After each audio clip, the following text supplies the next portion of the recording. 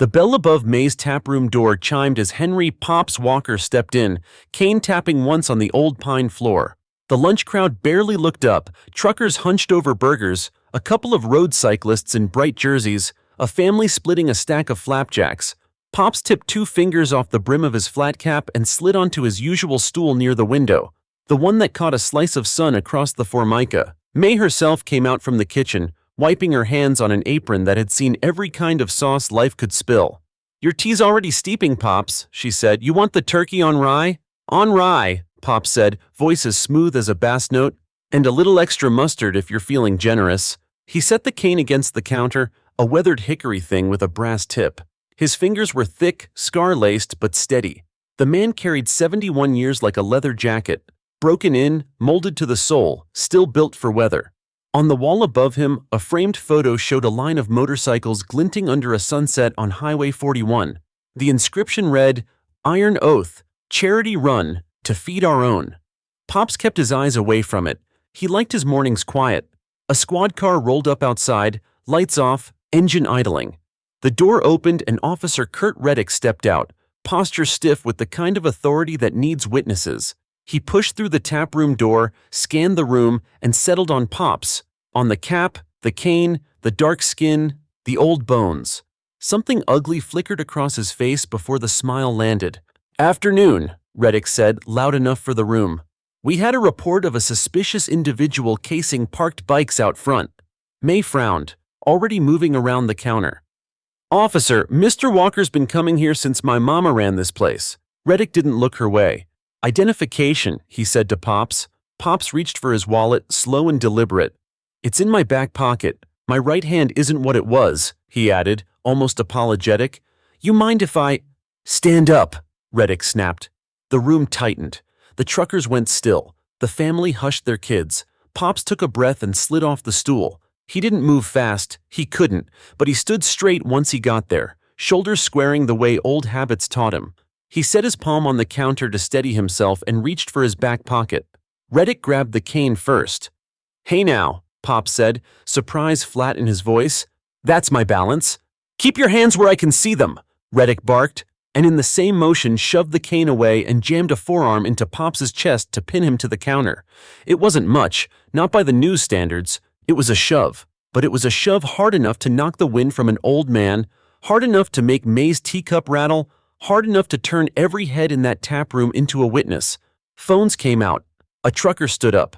The road cyclists froze, their helmets suddenly ridiculous in the quiet. The family's little girl said, "Mom!" and the mother pulled her close, eyes hard. Pops didn't fight. He lifted his hands, palms open, breath catching back into his chest like a stubborn engine. "Officer," he said, gentle, "my wallet." Reddick's jaw flexed. His voice dropped into that cold register that makes people small. "You don't make the rules here." "You're in my house, Kurt," May said from behind the counter, voice shaking but pitched low. "Back off him." Reddick spared her a glance. "Step away, ma'am. Interference will get you cuffed." The room changed temperature. Pops felt it. He'd lived too long not to feel when a moment turned. Reddick's eyes weren't on the search or the protocol anymore. They were on the performance. A couple of deputies came in then, new uniforms, new badge polish, young. They flanked Reddick, their uncertainty masked by mirrored sunglasses and squared shoulders. Pops did a small thing then, a tiny movement lost to anyone not looking right at his hands. He curled his fingers under, thumb brushing the inside of his palm, once, twice. A silent knock. A code older than the paint on May's sign. Outside, 3 motorcycles idled at the curb like sleeping animals. Their riders had stopped for coffee 2 doors down, a coincidence to some, a habit to others. They heard the shift in the room before the bell even chimed again. That bananas by the register hush that says somebody's disrespecting somebody who matters. The first rider through the door was a woman with a silver braid down her back and a cut vest patched Iron Oath. She caught the scene in a heartbeat. Pops pinned, Kane on the floor, Reddick puffed up and looking for a stage. Her eyes cooled. "Sir," she said to Pops, not looking at the cop. "You need a hand?" Reddick stiffened. "This is police business. Back out." Now the second rider came in. Broad-shouldered, knuckles scarred. He recognized Pops, of course he did. Everyone in this county who rode more than 50 miles a month knew the map had 2 norths. the one on a compass and Henry Walker. He lifted the cane gently and set it upright against the counter within Pops's reach. Pops let out a slow breath. "Appreciate that, Bear," he said. Reddick turned a shade redder. "You know this man?" Bear's eyes didn't leave Pops. "We all do." The trucker stood, the cyclists stood. The family didn't move, but the father reached for his wife's hand under the table and she squeezed back like a message. "I see it, I'm right here." May slid a plate onto the counter with hands that barely trembled. Turkey on rye, extra mustard. She set the tea beside it. "Your lunch, Pops." Reddick slapped the counter with an open palm. The tea jumped. "Everyone sit down." No one sat. The silver braid rider moved just enough to put herself between Reddick and Pops without ever touching the officer. That tiny shift said everything a body can say without words. "Not today, not this one." Pops finally spoke, that bass note back in his voice. "Officer Reddick," he said, using the name like a calm leash. "My wallet is in my back pocket. My identification is Henry Walker. If you run it, you'll find a clean record, a veteran's flag, and a county-issued permit for the charity runs we lead out of this very door." Reddick snorted. "We?" Pops met his eyes, steady and utterly unafraid. "Iron oath, son." A murmur rippled through the room, and it wasn't fear. It was recognition. The Iron Oath didn't just ride. They escorted funeral processions for fallen firefighters, paid rent for single moms when the mill cut shifts, hauled groceries to elders in heat waves, and lined highways with American flags when a soldier came home. They were the asphalt backbone of the county. And Henry Walker didn't wear the patch anymore because he didn't need to. He was the patch. Reddick looked around and realized, too late, that he had confused power with permission. He had an audience, but not the one that applauds. The door chimed again. More vests, more familiar faces. The bikes outside multiplied their grumble, like thunder pre-speaking lightning. Pops didn't turn. He kept his eyes on the officer who had made a simple morning into a line in the sand. "Are we done embarrassing yourself, officer?" Pops asked softly. Reddick's mouth opened, closed. The young deputies shifted, unsure which way the wind swung. Bear's hands stayed open and empty. The silver braid rider's chin stayed level. May's teapot steamed like a fuse that refused to burn. Pops reached slowly for his sandwich, lifted it, took a bite, set it down with deliberate grace. Then he lifted his tea, sipped, and nodded to May like the world was still the world. Outside, the highway hummed, summer heavy and bright. Inside, the balance of the room had moved, and everyone felt it. The old man didn't raise his voice, didn't stand taller than his bones allowed. He didn't have to. He had already called the only cavalry he'd ever need, and they had arrived. The tension in May's taproom didn't break when Officer Reddick unclamped his arm from Pops's chest. He stepped back, red-faced, his jaw set in that dangerous way cops get when pride runs hotter than judgment. Pops eased himself back onto his stool, steadying with the cane Bear had returned. The bikers stood in the doorway, their cuts patched with Iron Oath, glinting under the neon beer sign. The silver-braided woman didn't flinch when Reddick barked, "Clear out! This is law enforcement business!" She raised an eyebrow. "From where I'm standing, it looks like harassment." The crowd murmured, some recording on their phones. Reddick's fists clenched. He spun toward Pops. "Outside! Now! You're under arrest for resisting." "Resisting what?" May shot back. "Ordering lunch?" The truckers laughed, low and sharp. The deputy at Reddick's side shifted nervously, clearly regretting the whole scene. Pops sighed, finished his tea with deliberate calm, and stood. His bones ached, but his dignity didn't. He tipped May for the sandwich, slid his cap lower, and walked slowly toward the door. Each step echoed heavier than the last. "Bear," Pops said quietly. "Don't stir it in here." Bear gave a respectful nod. "Not in May's house, Pops." Outside, the sun burned white on the blacktop. Reddick shoved the door open, nearly knocking Pops off balance as he stepped into the glare. The crowd inside spilled to the windows to watch. A few locals lingered on the sidewalk, drawn by the sight of half a dozen Iron Oath bikes lined like sentinels at the curb. "Hands behind your back," Reddick ordered, snapping open his cuffs. Pops planted the cane like a staff. "You sure about this, son?" "Do it!" Reddick snapped. Bear and Silver Braid rolled their shoulders.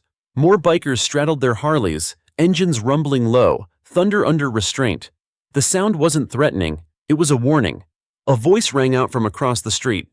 Old Man Jenkins, leaning on his walker, shouted, "That's Henry Walker, you fool! You know who you're putting hands on?" Reddick sneered. Some pensioner with too much attitude. Wrong, Jenkins barked, his voice cracking but strong. That man runs Iron Oath. Gasps rustled through the gathering. Even the young deputies faltered. They'd heard stories, how Iron Oath bikers had escorted military funerals, blocked traffic for emergency runs, raised money for burned-out families. They weren't outlaws. They were a brotherhood that commanded respect in every county from here to the state line. Pops finally lifted his chin.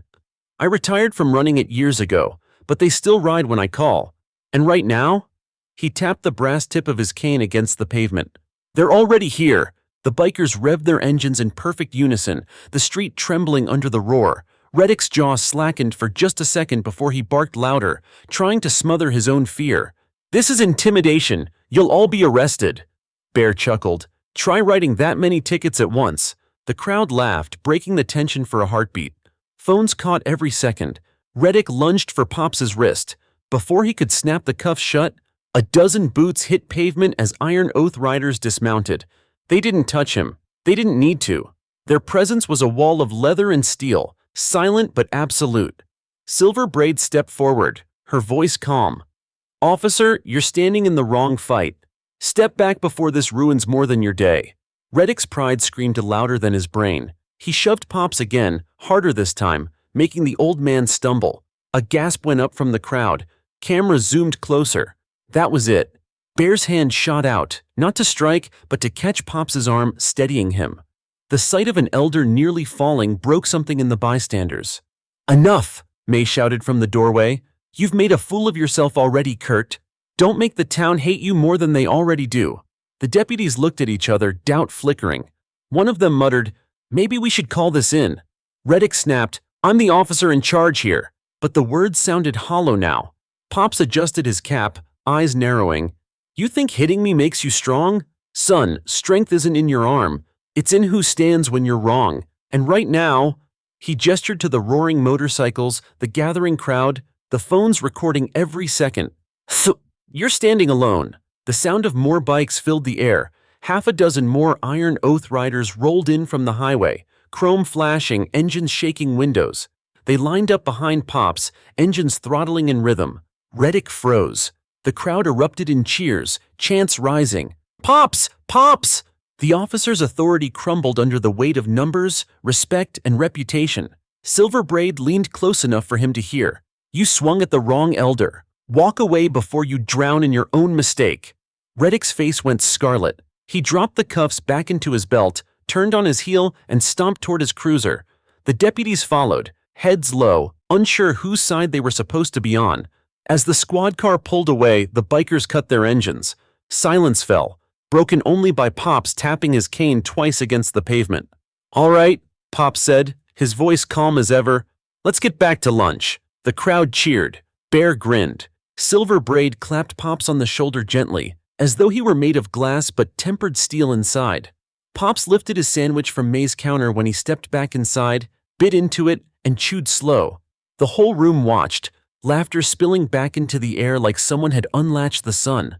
Officer Kurt Reddick drove aimlessly for an hour after the humiliation outside May's taproom. His jaw ached from clenching, his hands white-knuckled on the wheel, every replay of Pops standing calm, unshaken, while those bikers closed in, made the heat in his chest rise. He slammed the dashboard with the heel of his hand. An old man and a bunch of patched thugs, he muttered. They think they can make me look weak? Not a chance. The radio crackled with routine calls, but he ignored them. He wasn't hearing dispatch.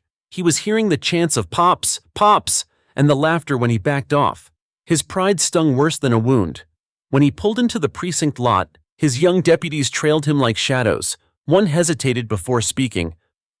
Sir, maybe we should let this one go. The whole town saw, Reddick snapped. Shut your mouth. I don't need advice from rookies. The deputy lowered his gaze, but the doubt lingered. Back at May's, Pops finished his sandwich and let the taproom noise return to normal. The bikers didn't crowd him. They knew Pops liked his space. Bear leaned against the jukebox, Silver Braid nursed a coffee, and the others drifted toward booths, laughing about old road stories. Pops dabbed mustard from his lip with a napkin and looked out the window. The sunlight glinted off chrome lined up at the curb. He tapped his cane lightly, thoughtful. Bear, he said, voice low but carrying. Bear stepped closer. Yeah, Pops? Tell the boys to keep the engines cool for a bit. Reddick's the kind who don't lick his wounds quiet. He'll come back. Silver Braid tilted her head. You think he'll risk it again after what just happened?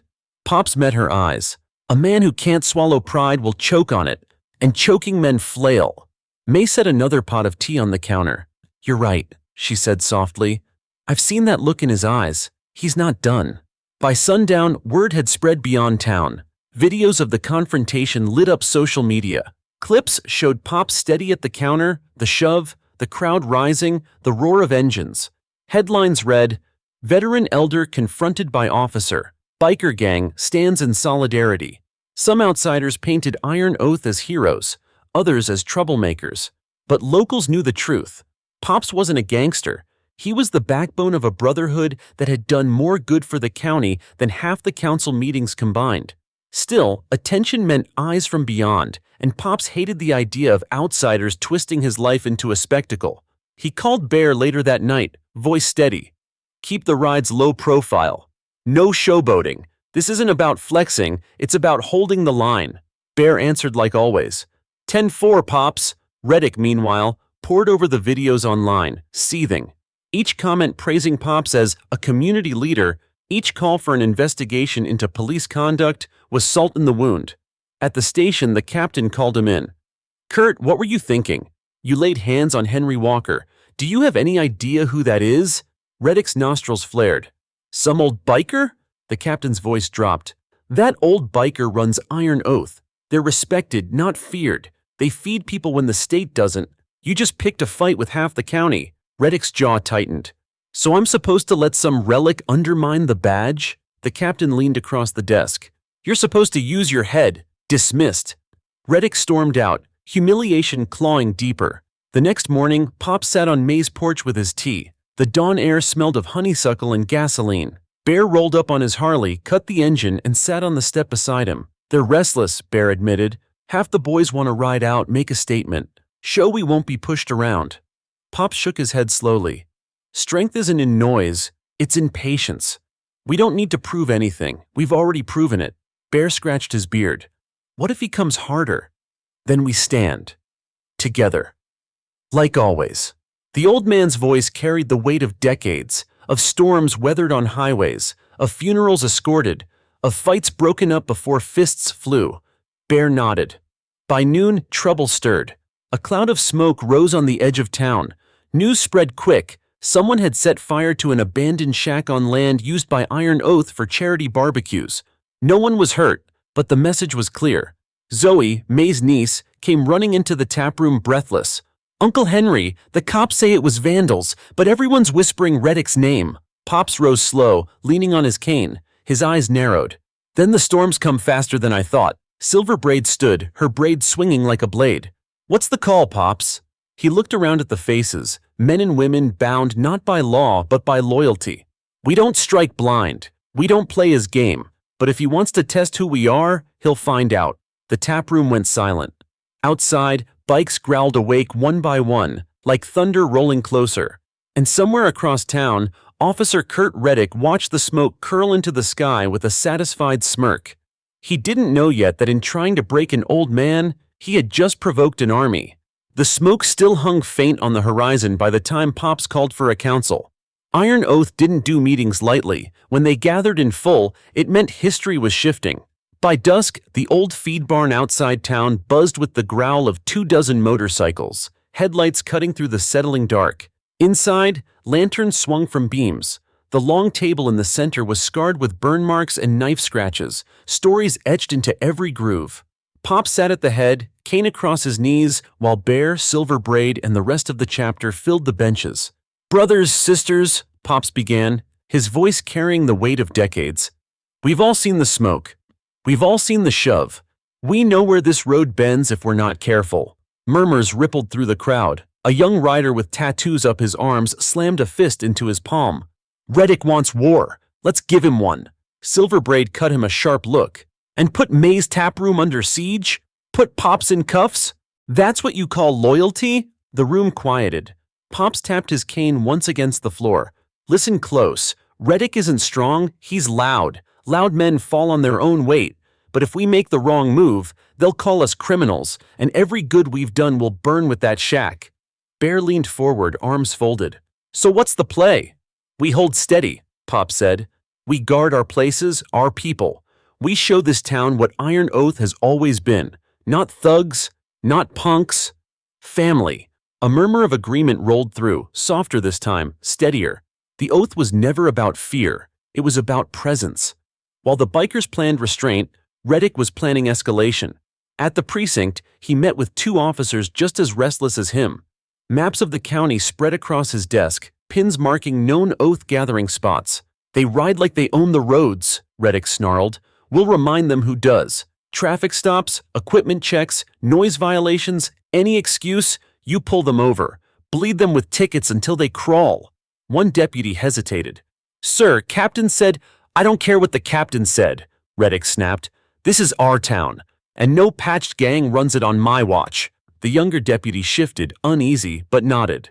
Reddick leaned back, satisfied.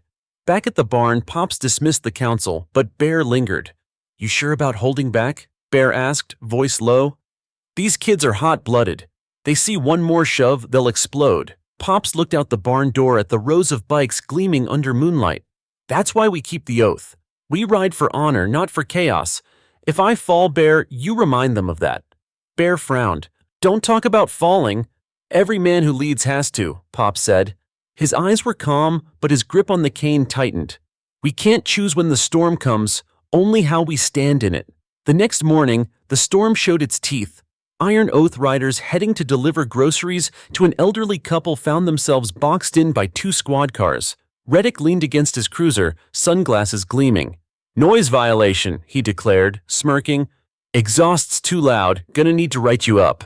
The riders protested. They were mid-delivery, engine stock, paperwork clean. Reddick didn't care.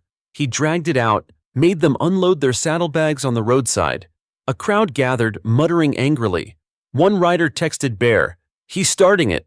By the time the bikers returned to Maze, word had spread again. Pops listened quietly as they vented, their voices hot. "He humiliated us, Pops. He's gonna keep bleeding us till someone swings." Pops tapped his cane, steady. "Then we don't give him that swing. We show the town who we are." "How?" Silver Braid demanded. "They're waiting for us to stumble." Pops smiled faintly, eyes glinting. "Then we ride straighter than we ever have." That weekend, the Iron Oath mounted a charity run, planned months earlier to raise money for the Children's Hospital. Pops insisted it go forward no matter the tension.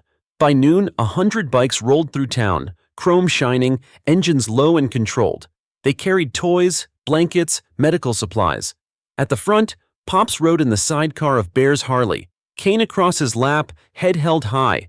Crowds lined the sidewalks, cheering. Parents waved. Kids clapped as stuffed animals flew into their arms. The same cameras that had captured Reddick's shove now captured a brotherhood giving back. May walked beside the line, handing out water bottles, her smile fierce. The message was clear. Iron Oath wasn't going anywhere. And they weren't the villains in this story. Reddick watched from his cruiser, teeth grinding. The chants of "Pops, Pops" from Maze were back, now louder, rolling through town with every turn of the wheels. He slammed his fist on the steering wheel. "You think you've won, old man? This isn't over." But inside, some part of him knew the truth. The more he pushed, the stronger Pops' shadow grew, and that shadow stretched across every road in the county. The charity run ended with the bikes parked in neat rows outside the Children's Hospital. Pops sat in his sidecar, cane across his knees, watching as riders carried boxes of toys and supplies through the double doors. Nurses clapped, kids laughed, and cameras flashed. This was what Iron Oath had always been about. Not power, not fear, but presence. Pops nodded to Bear. "That's the oath, son. Always has been." Bear grinned, sweat shining on his brow. "You'd think after all these years, folks wouldn't need reminding." "People forget," Pop said softly. "That's why we ride again and again." But across town, Reddick wasn't forgetting anything. He sat in the precinct break room, news footage playing on the small TV in the corner. The crowd cheering Pops' name, the bikers handing toys to sick kids. It made him sick. One deputy muttered, "Looks good for the community." Reddick slammed his fist on the table. "Looks good for him, you mean? He's turning this whole county against us. Or maybe," another deputy said carefully. He's just showing what he's always done. Reddick's glare silenced the room. Don't forget who wears the badge here. But the seed of doubt had been planted, even in his own ranks. That evening, May's taproom buzzed louder than usual. Locals filled every booth, not just for burgers and beer, but to talk about what they'd seen. Parents whose kids got toys told their stories, truckers who rode escort shared photos, and even skeptical townsfolk admitted the iron oath had done good. In the corner, Pop sat at his usual stool, sipping tea. Silver Braid leaned against the counter beside him. You think the message landed? Pops gave a small shrug. Messages are seeds, some grow quick, others take years, but every root matters. Funny you say that, May interrupted, sliding over a faded photograph. It showed a much younger Pops, standing beside a row of bikes in the 70s. Behind him, a banner read, Community First Ride. Pops smiled faintly. That was the first charity run. We raised money to rebuild the firehouse after the storm. Half the county was there. May nodded.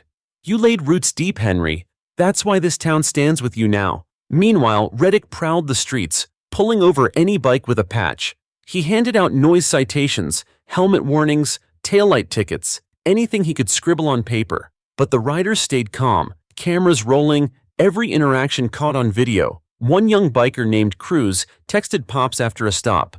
He wrote me for an unsafe turn. I was signaling with both hands. Pops replied with 3 words.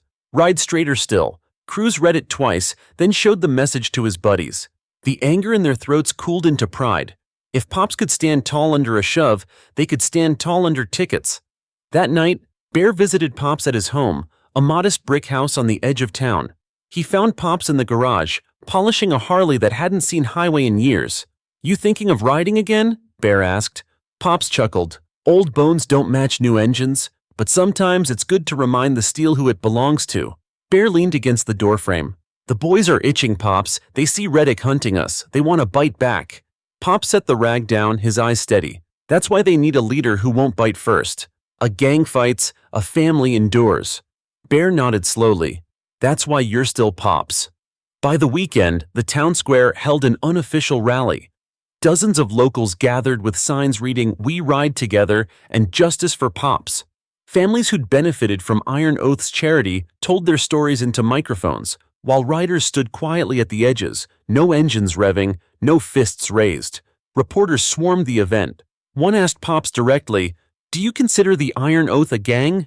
Pops leaned on his cane, eyes sharp. We're a brotherhood. We bury our own. We feed our hungry. We protect our roads. A badge doesn't give a man honor. His actions do. And if you want to know what kind of men and women we are, ask the children in that hospital. The crowd erupted in cheers. The footage went viral overnight. At the precinct, the captain called Reddick into his office. Do you see what you've done? The captain demanded. Every move you make strengthens him. You've turned Henry Walker into a symbol, and you're the villain in every clip. Reddick's face flushed. I was enforcing the law. No, the captain snapped. You were enforcing your pride, and now you've lit a fire this department can't put out. Reddick left, his fury boiling hotter. Pride wasn't just choking him now, it was strangling him, and he decided the only way forward was escalation. That night, Pop sat with his compass, the one he'd carried since his days on the road, turning it slowly in his palm. Bear sat across from him, the garage quiet except for cicadas outside. What's next, Pops? Bear asked. Pop stared at the compass needle, steady and unyielding. Next, we remind Reddick that storms pass. But roots? Roots outlast them all. Saturday dawned quiet. Pop sat on May's porch sipping tea, Kane propped by his chair, listening to the low hum of cicadas in the trees. But quiet mornings never lasted long when prideful men were plotting. By mid-morning, the rumble of cruisers broke the calm. 4 squad cars rolled up to the Iron Oath's charity garage, the old warehouse on River Road where the bikers kept donated supplies and tuned up bikes for the next run. The engines cut, doors slammed, and Officer Reddick stepped out, mirrored sunglasses glinting. He waved a paper in the air. Search warrant, he barked. This garage is under investigation for illegal modifications, stolen parts, and suspected gang activity. Inside, Cruz and 2 other riders froze mid-task, grease on their hands, tools scattered. One muttered, What the hell? This is a food drive warehouse, Reddick smirked. Then you've got nothing to hide. His deputies fanned out, prying open crates, scattering toys, food cans, and blankets across the dusty floor. One deputy knocked over a box of diapers, spilling them like confetti. Cameras from curious bystanders caught everything. Cruz clenched his fists. "This is harassment." Watch your tone," Reddick snapped, stepping close. "Raise your voice and I'll cuff you on obstruction." Cruz bit back his fury, but texted one word to Bear. "Raid."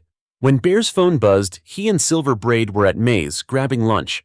He read the message, face hardening. "They're hitting the garage." May's jaw dropped.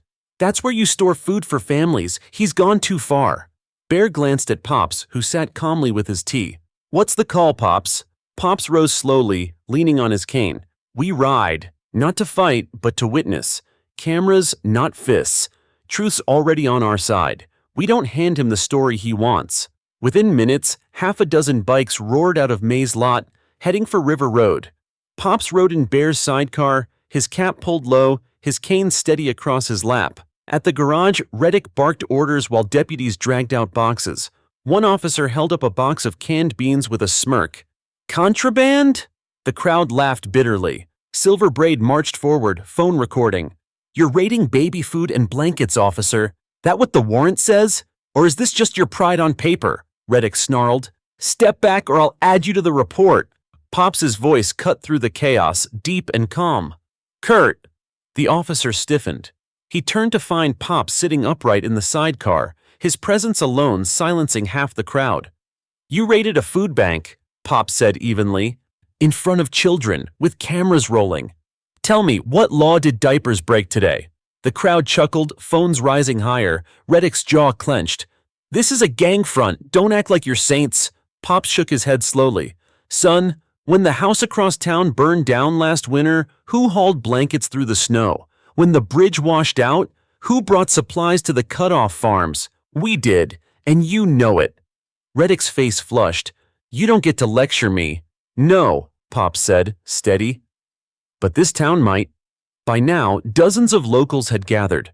Parents, shopkeepers, even the hospital's nurses. They pushed to the front, shouting at the officers, "Leave them alone! They fed us when no one else did. You're wasting our taxes on vendettas." One nurse lifted a blanket from the pile. "This one's got the hospital's tag. They donated it here last week. You raided charity." The deputies faltered. Their eyes darted to Reddick, uncertainty thick. The crowd was no longer just bikers, it was the town itself. Silver Braid raised her phone higher. "The world's watching, officer. You want to arrest half the county, too?" Finally, the precinct captain arrived, face pale when he saw the scene. "Kurt, stand down," he barked. Reddick spun. "Sir, Not another word," the captain snapped. He gestured to the deputies. "Return everything, now, and clear out before you do more damage than this department can survive."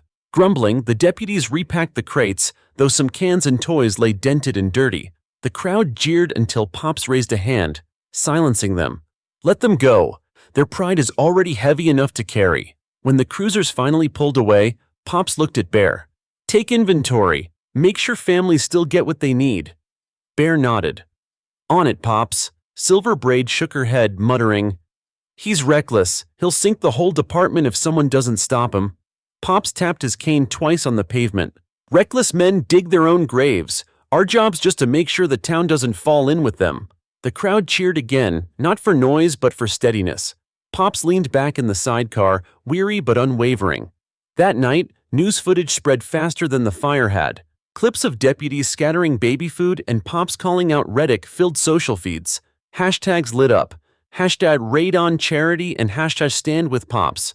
Across town, Reddick sat in his darkened apartment, TV flickering. Every headline painted him a fool. Every comment called him corrupt. He hurled the remote at the wall, chest heaving.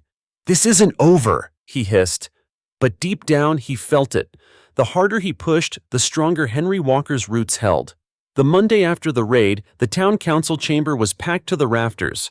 Locals overflowed into the hallway, whispering, holding handwritten signs that read, "Stand with Pops and protect our own." The raid on the Iron Oath charity garage had shaken the town to its bones. Inside, the council members sat stiffly at the long oak table. At the center, Mayor Ellen Graves rapped her gavel. "Order. We're here to discuss the actions taken by Officer Kurt Reddick and the future trust between our law enforcement and community. Cameras rolled. Reporters scribbled. Pop sat in the second row, Kane resting across his lap, Bear and Silver Braid flanking him. The weight of the room bent toward him, though he hadn't said a word yet. Reddick stood near the back, arms crossed, jaw set like stone. His uniform was crisp, but his eyes were dark, restless. The first to speak was May. She stepped to the microphone, her apron still dusted with flour, voice steady but sharp. My taproom saw what Reddick did. He shoved an old man ordering a sandwich. He raided diapers and beans, and he's turned our streets into a circus. Iron Oath has fed families when the county forgot them. If this badge stands for harassment instead of service, then it stands for nothing. The chamber erupted in applause. Pops inclined his head slightly, his calm presence anchoring the storm. Next, a nurse from the children's hospital spoke. Those bikers brought toys and blankets when our shelves were bare. My patients smiled because of them. That raid didn't just scatter boxes, it scattered trust. More cheers. Finally, a farmer with weathered hands stepped forward. When my barn collapsed in the flood, it wasn't Kurt Reddick who hauled lumber. It was Henry Walker and his riders. You can't buy that kind of service with tax money. You can only earn it with loyalty. Reddick couldn't take it anymore. He shoved his way to the microphone, voice raised. This is madness. You're all blinded by a gang leader's charm. He's got you wrapped around his finger, but I see him for what he is. A manipulator hiding behind charity rides and leather jackets. If you let him keep running this town, you'll regret it. Boos rained down. One council member banged the table. Officer Reddick, control yourself. Mayor Graves leaned forward, eyes sharp. Officer, this town sees Henry Walker as a pillar. If you have proof of wrongdoing, present it. Otherwise, you're burning bridges faster than we can build them. Reddick's face burned crimson. He opened his mouth, then shut it. He had no proof, only pride. After the meeting adjourned, Pops rose slowly, leaning on his cane. He walked past Reddick without a glance, his silence louder than any speech. The bikers followed him out, the crowd parting like a tide. Reporters shouted questions, but Pops simply tipped his cap, climbed into Bear's sidecar, and rolled away. That evening, Iron Oath gathered again at the feed barn. Pops sat at the head of the table, listening as voices rose around him. They'll strip his badge soon, Silver Braid said. Or he'll snap before they do, Bear muttered. Either way, Pops, he's dangerous, Cruz added. Pops lifted a hand, the room quieting. Dangerous men make noise. Wise men make plans. We don't know which he'll be yet, but we'll be ready for both. He leaned forward, eyes scanning the room. We don't strike first, but we don't bend either. If Reddick comes again, we show him what Iron Oath means. Not by fists, not by fire, by standing. Shoulder to shoulder, that's strength. The bikers nodded. Their oath was never about chaos. It was about loyalty, honor, and roots deep enough to weather storms. Across town, Reddick sat in his dark apartment, a bottle on the table, news clips replaying Pops' quiet dignity. His phone buzzed with messages from allies slipping away. Maybe it's time to back down, Kurt. He hurled the phone against the wall. His pride screamed louder than reason. They think they can break me? I'll show them who runs this town. He stared at his badge, its shine dulled under the lamp. To him, it wasn't just metal. It was the last piece of power he had left. And he wasn't letting it go, not without a fight. Meanwhile, Pops walked the quiet road back from the barn, the evening air cool on his skin. Bear offered to drive him, but Pops refused. Some roads a man had to walk slow, listening to the wind, feeling the ground beneath his feet. He tapped his cane twice on the pavement, his old signal. Somewhere in the distance, an engine rumbled once in response, a rider unseen, watching, guarding. Pop smiled faintly. The oath held as it always had. Looking up at the stars, he murmured, "Storm's still coming." But roots run deeper than storms. The morning after the council meeting, Reddick sat at his desk in the precinct, a storm brooding behind his eyes. The chatter of other officers felt like nails on glass. Everywhere he turned, he saw doubt. Young deputies whispering, veterans shaking their heads. His captain barely looked at him. On his computer screen, the latest article glared, Henry Walker, the elder who stood tall. Beneath it, a photo of Pops leaning on his cane, calm and unshaken, while bikers surrounded him like a wall. Reddick slammed the laptop shut. I won't be buried by an old man with a cane, he growled. Meanwhile, Pop spent the morning at May's taproom, sipping his tea while locals filed in to shake his hand. Some thanked him for years of charity rides. Others told him to be careful, that Reddick's pride was boiling over. Pops listened, nodding, saying little. Silver Braid leaned against the counter beside him. "He's cornered, Pops. That makes him dangerous." Pops stirred his tea, eyes distant. "A cornered man lashes out, but the more he thrashes, the more truth he shows. We just have to stand steady." Bear frowned. What if his thrash hits someone who can't stand steady? Pops finally looked up, his voice heavy with certainty. "Then we shield them. That's what the oath means." By afternoon, Reddick had his plan.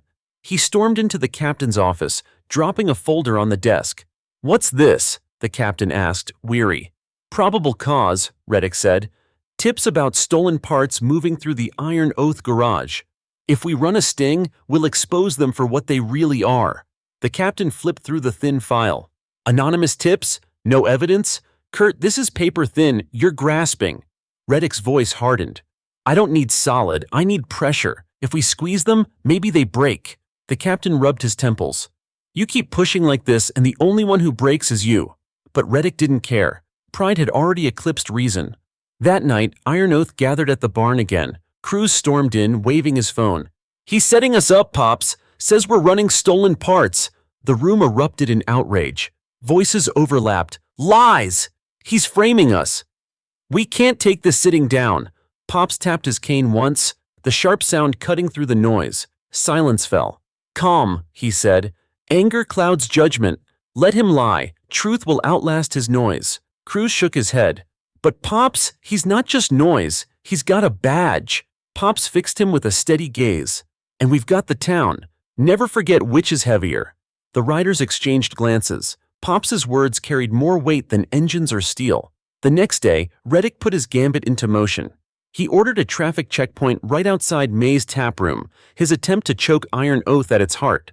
Bikers rode in for lunch only to be stopped, their IDs checked, bikes inspected, saddlebags rifled through. One deputy pulled out a stuffed teddy bear, holding it awkwardly. The rider glared. "That's for the hospital." Locals poured onto the sidewalk, shouting at the officers. May herself marched outside, apron flapping in the wind. "Enough! These men and women are feeding children, not running contraband." Phones filmed every second. Hashtags began trending before the checkpoint even ended. Hashtag targeting charity and Hach Oath V's badge. Inside the taproom, Pop sat watching through the window. He didn't rise, didn't shout. He simply nodded to Bear. "Get every rider to document. No fists, no curses, just truth on film." Bear grinned grimly. "On it, Pops." Within minutes, bikers were streaming live feeds, narrating calmly as deputies rummaged through crates of diapers and blankets. The world watched Reddick humiliate himself again, not Pops. By evening, the checkpoint was dismantled. The captain arrived in person, face red with fury. "Reddick, my office, now!" The town cheered as the cruisers pulled away.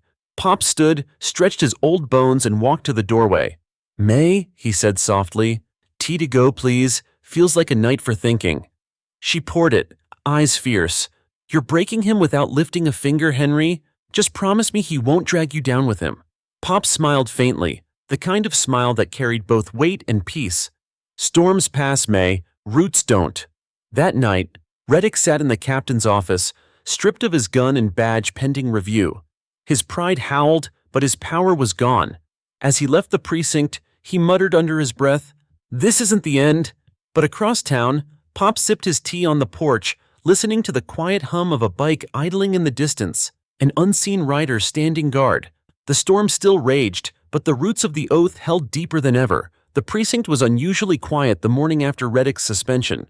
Whispers followed him as he cleared out his locker, stuffing shirts, notebooks, and his sidearm holster into a duffel. His badge lay heavy in his palm. Stripped of authority, it looked less like a shield and more like a mirror reflecting his failure. He slammed it into the metal locker so hard it clanged. "They'll regret this," he muttered. Deputy Carlson, one of the younger officers, watched from across the room. "Maybe it's time to let it go, Kurt. The town's made up its mind."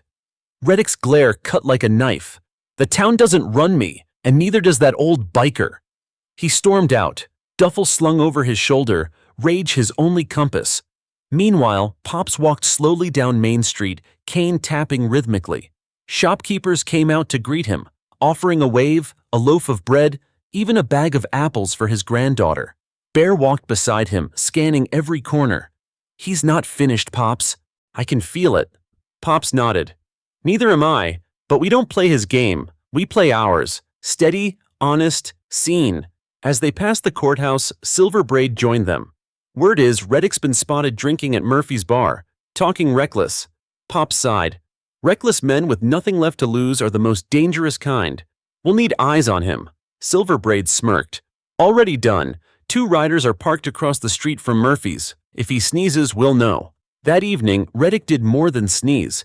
At Murphy's, he sat hunched over a whiskey glass, muttering about betrayal. A few off-duty officers sat nearby, uneasily nursing beers. "You don't get it," Reddick slurred. "That old man humiliated me, made me look weak, and the whole damn county cheered him." One officer said cautiously, "Maybe you should walk away, Kurt. It's over." "Over?" Reddick sneered. "Not till Henry Walker pays. Him and his biker cult." He slammed the glass down, liquor splashing across the counter. His words carried enough venom that even the bartender quietly texted a warning to a friend, who texted another, until the message reached Bear within 20 minutes. "He's threatening Pops." By the time Pops returned to May's taproom for supper, the place was buzzing. Cruz burst in, phone in hand. "He's talking about you, Pops. Says you're finished." The bikers stirred, fists clenching, anger rising. Pops lifted his cane and tapped it twice on the floor. Silence fell. "Let him talk," Pops said calmly.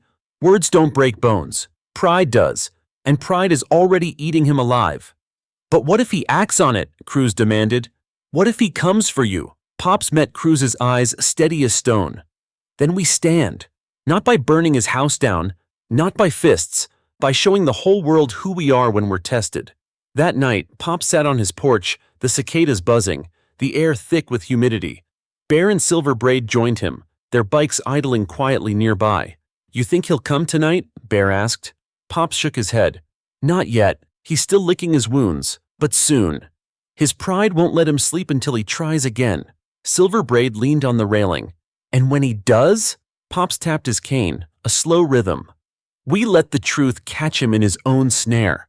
Across town, Reddick sat in his apartment, staring at the badge he no longer had the right to wear. His duffel sat by the door, packed with odds and ends. He opened a drawer, pulled out a revolver, and set it on the table. His reflection in the barrel was twisted, angry, unrecognizable. "They think I'm finished," he whispered, "but I'll remind them who I am." He downed another glass of whiskey, grabbed the revolver, and walked out into the night. The bikers on watch spotted him almost immediately. Cruz called Bear. "He's on the move, heading toward Maine." Bear relayed it to Pops. The old man stood slowly, slipping his jacket on. "Time to face him." "Pops, no!" Bear said. "Let us handle it." Pops's eyes glinted with the kind of calm that only comes from decades of storms. "This storm's mine, but you'll stand close, not to fight, just to remind him he's not bigger than the truth." Minutes later, Reddick staggered into the square, revolver in hand. The few townsfolk still out gasped, ducking behind benches. "Henry Walker!" he bellowed. "Come out and face me!" Engines roared. One by one, bikers appeared from the shadows, lining the square with chrome and leather.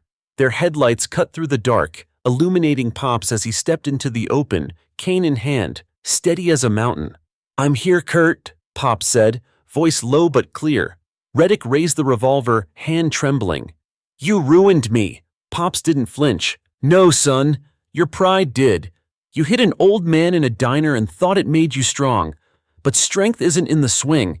It's in standing when you've lost everything and still choosing right." The crowd held its breath. The bikers revved their engines once, a thunderous reminder of where the town's loyalty stood. Reddick's hand shook harder. Sweat dripped down his temple. His eyes darted from Pops to the wall of bikers, to the townsfolk filming every second. For the first time, he saw it clearly. He wasn't the law anymore. He was just a man, broken by pride, cornered by truth. The square pulsed with tension, headlights blazing like a wall of fire behind Pops. Reddick's revolver shook in his hand, every tremor betraying his unraveling control. The crowd pressed against storefronts, phones lifted high, capturing history in shaky frames. Pops stood rooted in the center of it all, cane in one hand, jacket loose on his shoulders. He looked less like a victim and more like a monument, solid, immovable, the kind of man storms broke around but never through. "Kurt," Pop said, his voice carrying with the weight of calm authority. "Put it down." Reddick snarled. "Don't you dare talk to me like I'm some child. You think these people love you? They only follow you because you ride with thugs." Bear stepped forward from the line of bikes, his voice low but firm. "Watch your mouth. Pop's earned every ounce of respect in this town. Decades of it. You think one badge outruns that?" The bikers revved their engines once, a rolling thunder that made the ground hum. Silver Braid raised her phone higher, filming. "The world's watching, Reddick. Every second, every breath. You really want your story to end with you pointing a gun at a 70-year-old veteran?" The revolver twitched in his grip. He barked, "I'm not afraid of him." Pops took a step closer, slow and steady, the cane tapping once against the pavement. "Then why are you shaking, son?" The words cut deeper than any shout. Reddick's jaw clenched, his pride twisting into something ugly. He raised the gun higher. Gasps filled the air. Mothers pulled children closer. Phones zoomed in, capturing the moment that balanced on a razor's edge. But Pops didn't stop. He took another step, his eyes never leaving Reddick's. "You hit me once in that diner," Pops said, his tone even, unflinching. "And you thought it made you strong. But look at you now. Gun in your hand, whole town against you, pride your only shield. That's not strength. That's fear dressed up loud." The revolver wavered. Sweat rolled down Reddick's cheek. "You don't know me," he spat. "Oh, I do," Pop said. "Because I've been you. I've seen men let pride rot them from the inside. But here's the truth. When you strip away the badge, the gun, the noise, all that's left is the man. And right now, Kurt, the man is begging for help." The square went dead quiet, except for the rumble of idling Harleys. Bear's deep voice rumbled. "Pops, maybe step back?" But Pops lifted a hand to silence him. He took one more step, close enough now that the reflection of the biker's headlights danced in Reddick's wild eyes. "You've got a choice," Pop said softly. "Put the gun down and start the hard road back, or let it stay up and finish what your pride started. But if you pull that trigger, son, it won't be me who falls. It'll be every chance you ever had at being a man worth remembering." Reddick's chest heaved. His arm trembled violently. And then, clatter. The revolver hit the pavement, spinning once before settling. Gasps turned to cheers. The bikers roared their engines in triumph. The townsfolk surged forward, clapping, shouting, chanting Pops's name. Reddick fell to his knees, hands clutching his head. "I didn't mean, I just—" His words broke into sobs swallowed by the crowd's roar. The captain's voice cut through as he pushed through the onlookers, flanked by deputies. "Kurt Reddick," he said, firm and clear, "you're under arrest for reckless endangerment and threatening with a firearm." The deputies cuffed Reddick gently, almost pitying. The man who once strutted through town with his badge now shuffled out with his head bowed, swallowed by flashing cameras and a sea of disappointment. Pops exhaled, shoulders loosening as Bear and Silver Braid stepped up beside him. Bear asked, "You all right, Pops?" Pops nodded. "I told you, pride chokes a man faster than any fist." Later that night, the square quieted. The bikers lingered, bikes lined up like sentries. Pop sat on a bench, sipping tea May had insisted on bringing. Silver Braid sat beside him. "You could have been killed tonight." Pop smiled faintly. "Maybe, but some storms you can't send someone else to stand in. Roots have to hold or the whole tree falls." Bear crossed his arms. "So what now?" Pops looked out at the empty street, the stars overhead. "Now the badge rebuilds its trust. An iron oath keeps riding straighter than ever. We don't win by breaking him. We win by standing steady long after his noise is gone." At the jail, Reddick sat in a cell, head in his hands, the echo of engines still ringing in his ears. He whispered bitterly, "How did an old man beat me?" But deep down, he already knew the answer. Pops hadn't beaten him with fists or bikes or crowds. He'd beaten him with truth. By sunrise, the square still carried the echoes of last night's standoff. Tire marks traced circles where the bikers had lined up, the faint smell of exhaust lingering in the cool morning air. Pops walked there at dawn, Kane tapping on the bricks, his presence quiet but commanding. He paused in the center, the very spot where Reddick had dropped his revolver. For a moment he closed his eyes, listening, not to engines or shouts, but to the silence that followed storms. Bear arrived soon after, carrying 2 coffees. "Didn't think you'd be up this early, Pops." "I never sleep long after storms," Pops said, taking the cup. "Mornings when the ripples start." Bear frowned. "You mean the fallout?" "Same thing," Pops replied. Ripples carry what's thrown in the water. Could be wreckage, could be truth. By mid-morning, the town was buzzing again. At May's taproom, locals crowded every booth. Some slapped Pops on the back, calling him a hero. Others whispered nervously about the danger. What if more officers turned against them? What if outside authorities got involved? May banged a coffee pot onto the counter. Hero or not, Henry, you scared me half to death, standing there against a gun. Pop smiled faintly. Sometimes the only way to calm a gun is to stand still long enough for the hand holding it to see itself. Silver Braid leaned in from her stool. You know the world saw that, right? Half the internet's calling you the Iron Elder. The room chuckled, but Pops only shook his head. Nicknames don't matter. What matters is what we do with the trust folks just handed us. Meanwhile, at the jail, Reddick sat behind bars, his pride a heavier chain than the cuffs. Deputies passed by with side glances, some pitying, some cold. The captain approached the cell. You realize what you did last night nearly burned this department to the ground? Reddick's eyes burned. He humiliated me, in front of everyone. No, Kurt, the captain said firmly. You humiliated yourself, and Henry Walker just refused to swing back. Reddick turned away, but the words cut deep. For the first time, he felt the full weight of the silence left behind when power slips away. Back at the feed barn, the Iron Oath gathered for the first time since the standoff. Dozens filled the long benches, voices loud, emotions raw. Cruz slammed a fist on the table. We can't just let it go. He pointed a gun at Pops. We should have ended it right there. Another rider added, what if the next cop tries the same? We can't always rely on crowds with phones. Bear held up a hand. And if we'd swung last night, think about it. Headlines wouldn't read officer arrested. They'd read bikers riot. Pop saved us from being painted in the wrong light. Silver Braid backed him up.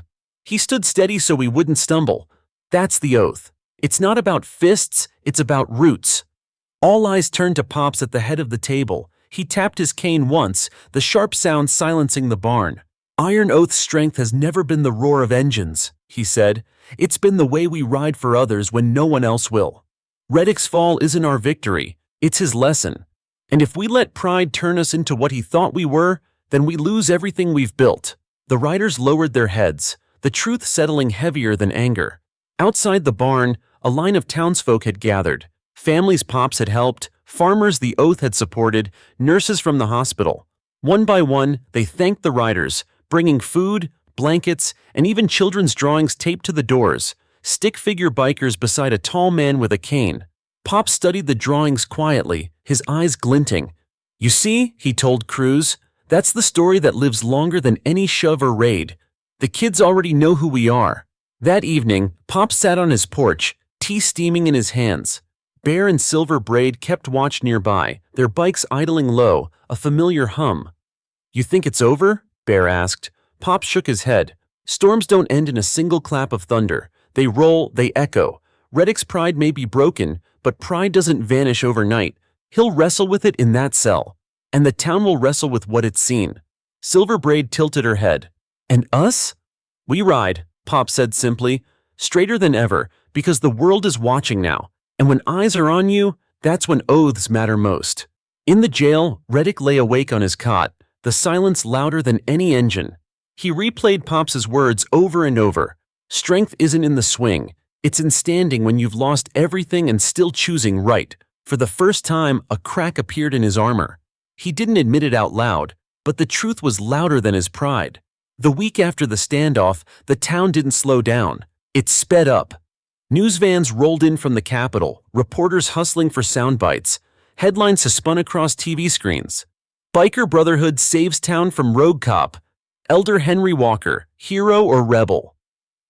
For Pops, it was never about headlines. He spent his mornings the same way, on May's porch, tea in one hand, Kane in the other. But now, strangers approached daily. Journalists, activists, even church leaders, each wanting a quote, a photo, a piece of the story. Bear grumbled as he leaned on the railing. Feels like the circus came to town. They're turning you into a headline, Pops. Pop sipped his tea. Headlines are winds, Bear. They blow fierce but don't last. Roots matter more than winds. Silver Braid crossed her arms. Winds can still knock down houses if you're not ready. Pops gave her a knowing glance. That's why we ride steady. Let the wind howl. We'll still be here when it dies down. But not everyone saw it that way. By midweek, 2 government sedans rolled into the county lot. Out stepped representatives from the state's Department of Public Safety. They weren't here for Pops, they were here for the badge. At the precinct, the captain greeted them stiffly. "We've already suspended Reddick pending investigation." One investigator nodded. "We're here to evaluate whether this is an isolated incident or if there's a broader issue of law enforcement failing this community." The captain's jaw tightened. He'd seen where this could go. A small-town scandal was one thing. State oversight was another. Word spread fast. At Mays, whispers filled the air. Farmers worried about state meddling. Parents worried about safety. Bikers worried about being painted as aggressors again. Cruz slammed his fist on the table. "So now we're all under the microscope because Reddick couldn't control himself?" May shot him a glare. "Better a microscope than a coffin, boy.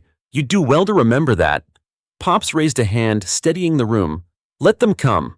If they see the truth, they'll see it clearer than gossip can tell. But that means we ride cleaner than ever. No slip-ups, no hot blood." Bear muttered, "Easier said than done." "Most things worth doing are," Pops replied. That weekend, the investigators visited the feed barn, unannounced. They found Iron Oath mid-gathering. Riders polishing bikes, sorting food crates, tuning engines. Cameras clicked as they walked in, their sharp suits clashing with grease-stained leather. One investigator asked sharply, "Mr. Walker, are you aware some officials view Iron Oath as a criminal organization?" Pop stood, cane in hand, voice calm. "Criminals hide what they do. We open our doors. You see food for families, bikes for charity runs, blankets for the hospital. If that looks like crime, then the world's turned upside down." Bear added, "We don't need to hide. We've been here longer than most of your offices." Silver Braid raised her phone, streaming live. "So everyone watching knows exactly what's being asked and answered." The investigators shifted uncomfortably, realizing the crowd of locals behind them had their phones raised too. That night, Pops reflected in his garage, lantern light casting shadows over old trophies and faded photographs. Bear sat nearby, chewing on a toothpick. "They'll dig, Pops," Bear said. "Even if they don't find dirt, they'll try to make some." Pops set his rag on the bench.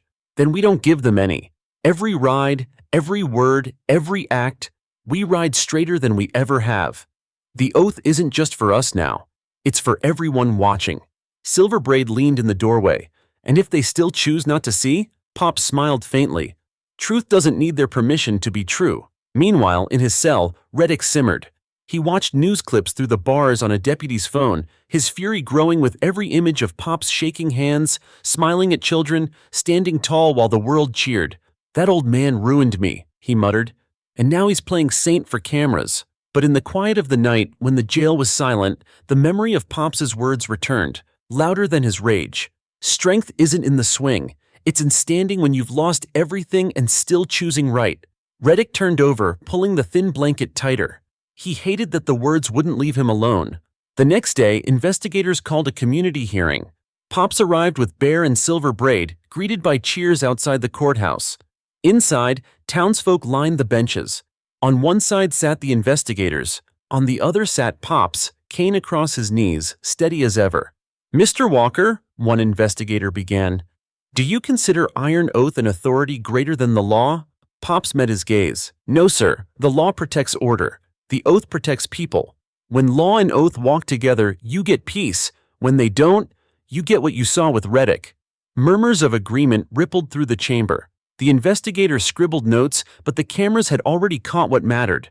Henry Walker's calm voice, standing taller than a badge could.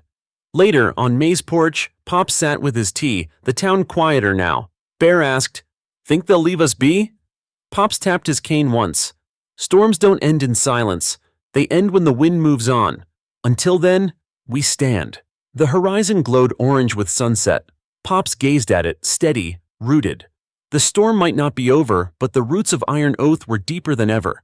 The state investigators didn't leave after their hearing. They set up shop in the county courthouse, combing through records, pulling boxes of files, and asking questions in every corner of town. It didn't take long before the whispers started.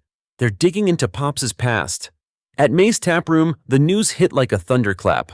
Cruz dropped into a booth, phone in hand. "They're looking at your military record, Pops. And your early days with Iron Oath. They're trying to paint you as a criminal.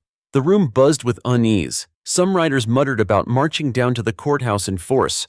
Bear slammed his fist on the table. They want to drag up 40-year-old stories? Let them come talk to me. Pops, calm as ever, sipped his tea.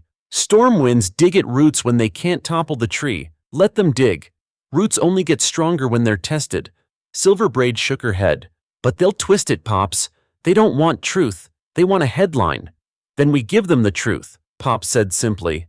2 days later, the investigators called Pops in for questioning.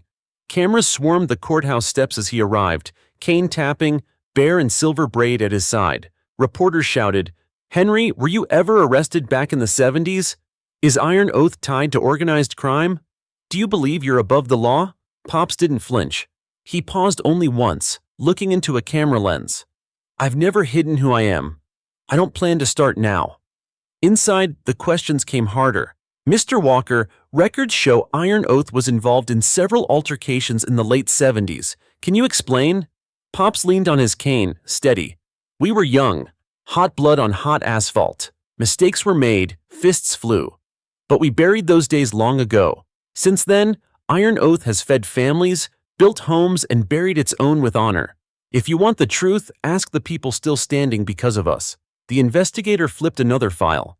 "And your military discharge? Rumors suggest it wasn't honorable." The room went quiet. Pops's eyes sharpened, but his voice stayed calm. "I walked away from uniform because my fight came home.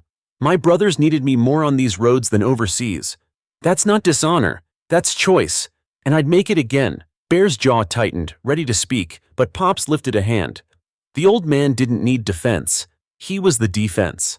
By evening, the courthouse steps swarmed with reporters again. Pops emerged into a sea of microphones. A journalist shouted, "Are you worried this investigation will tarnish your legacy?" Pops stopped, his gaze steady. "Legacy isn't written in files. It's written in lives, and I've spent mine standing for the ones no one else would. If that's tarnish, I'll wear it." The crowd erupted in cheers. Cameras flashed. Bear and Silver Braid guided him through, but Pops didn't rush. He walked slow, as if to show the storm he wasn't afraid of its thunder. At the jail, Reddick saw the footage on the evening news. He sneered at the screen. "He's just spinning stories." But deep down, even he couldn't deny the calm in Pops's voice carried more weight than any badge ever had.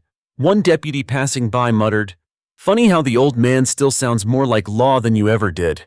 Reddick's fist tightened, but the words clung to him like burrs he couldn't shake.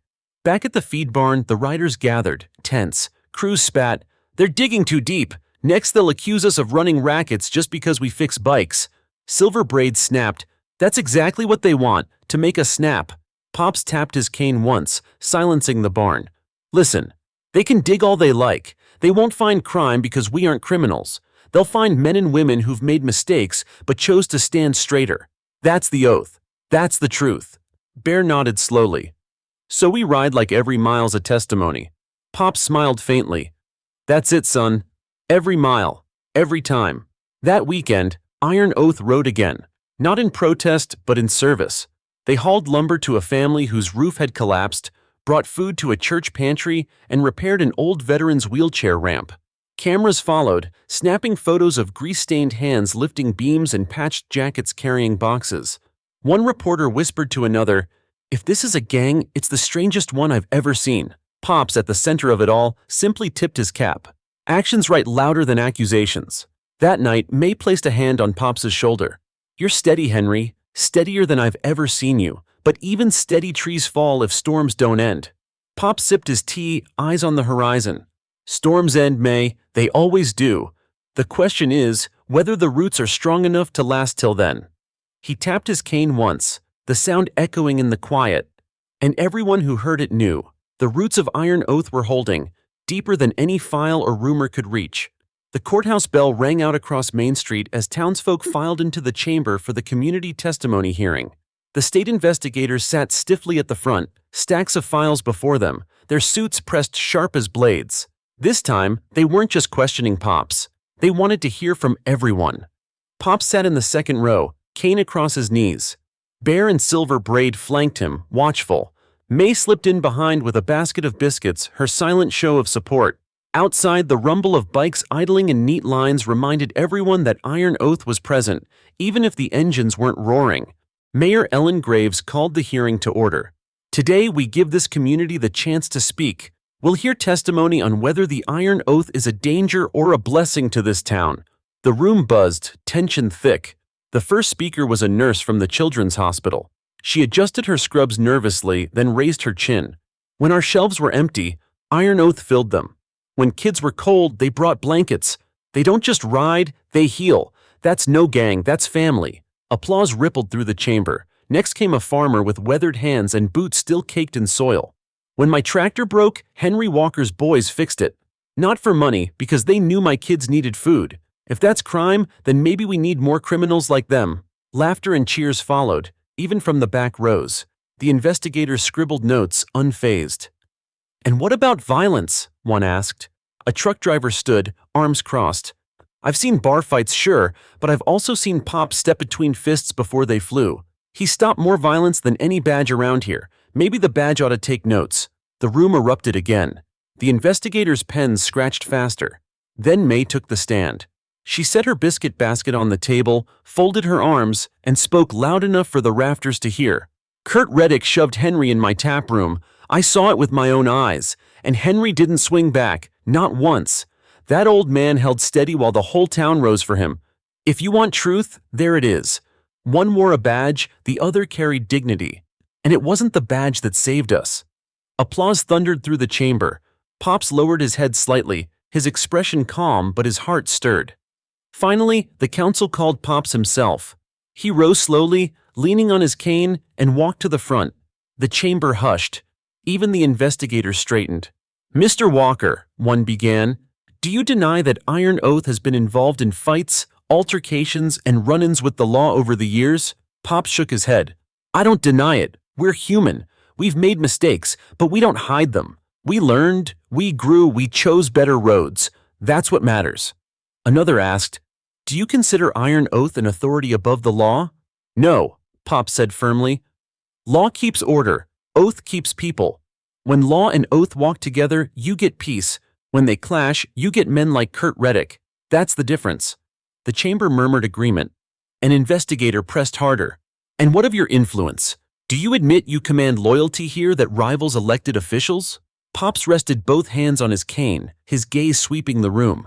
"I don't command it. I earn it. Loyalty isn't taken. It's given when people see you stand for them. I never asked for it, but I'll never refuse it if it means protecting the ones who need it most." The silence that followed was louder than cheers. Even the investigators hesitated before jotting down notes. When Pops returned to his seat, Bear leaned close. "You just won the room, Pops." Pops shook his head. "I didn't win. Truth did. All I did was stand still long enough for folks to hear it." That evening, as the crowd spilled out onto Main Street, bikers revved their engines low, escorting families home in quiet solidarity. The courthouse steps were littered with signs. "Stand with Pops," "Iron Oath equals family." Reporters asked locals for quotes, and again they heard the same refrain. "He stood when no one else would." At the jail, Reddick watched the coverage through the bars. His hands tightened into fists. "They're worshiping him," he hissed. A deputy outside the cell shrugged, maybe because he gave them something worth worshiping. Reddick roared in frustration, slamming his fists against the bars. But the sound only echoed back at him, hollow, powerless. Back at Pops's house, the old man sat on his porch with Bear and Silver Braid. The night air was cool, the cicadas steady. "You think they'll see the truth now?" Bear asked. Pops gazed at the horizon, tea steaming in his hand. "Truth doesn't need to be seen all at once. It needs to be steady, step by step, until even the blind can feel it underfoot.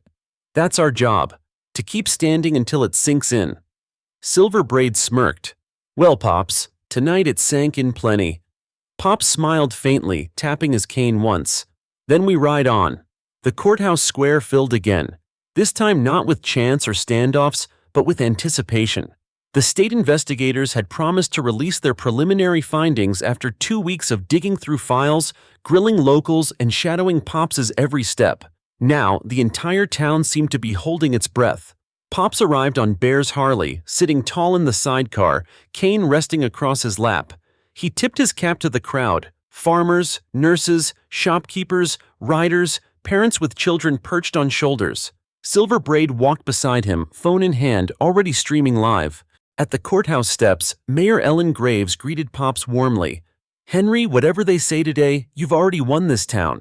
Pops gave her a small smile. "It's not about winning, Ellen. It's about standing steady while the winds blow." She nodded. "Then let's see which way they blow." Inside, the chamber was packed. Reporters lined the walls, cameras blinking red. The lead investigator, a stern woman named Carla Finch, stood at the podium with a thick folder in hand. Her voice carried like gravel across glass. "Our office has reviewed the activities of the group known as the Iron Oath Motorcycle Club, as well as the recent conduct of Officer Kurt Reddick. We sought to determine whether Iron Oath constitutes an organized criminal threat or a community-based organization." The room tensed. Pop sat calmly in the front row, Bear and Silver Braid flanking him like stone pillars. Finch continued, flipping pages deliberately. "Our findings show a history of altercations in the 1970s and 80s, consistent with biker culture of the era. However, in the last 25 years, records demonstrate a significant shift. Documented charity rides, donations, and service projects with no criminal convictions tied to Mr. Henry Walker or his leadership." Murmurs rippled through the chamber. Cruz whispered to May, "They're seeing the truth." Finch raised her eyes. "Therefore, we conclude Iron Oath is not a criminal enterprise. It is a community organization whose impact has been overwhelmingly positive." Applause exploded, echoing off the rafters. Pop sat still, his cane tapping once against the floor, but Finch wasn't finished. She raised her hand, silencing the cheers. "However," she said firmly, "the behavior of Officer Kurt Reddick has been found to be reckless, discriminatory, and a violation of public trust. He will face formal charges and permanent removal from law enforcement. Further, our office will monitor this county's department to ensure such abuses of power do not recur." Gasps turned to cheers again. Some wept. Some shouted Pops's name. Outside, the bikers revved their engines, the roar rolling like thunder. Bear grinned, clapping Pops on the shoulder. "You hear that, Pops? They cleared us. They nailed him." Pops nodded, eyes steady. "Storm passed, son, but we still ride careful. Roots grow stronger, but storms always leave branches broken." When the chamber emptied, reporters swarmed Pops. "Henry, do you feel vindicated? Do you see yourself as a leader now? Will Iron Oath take a more official role in this community?" Pops paused at the top of the courthouse steps, hundreds of eyes and cameras on him. "Iron Oath doesn't ride for headlines," he said. "We ride for people. We've stood for this town since the day we put patches on our backs, and we'll keep standing, quiet or loud, storm or sunshine. That's the oath. And the oath doesn't change just because someone finally wrote it down in a file." The crowd roared, chanting his name, chanting Iron Oath. At the jail, Reddick heard the news from a deputy.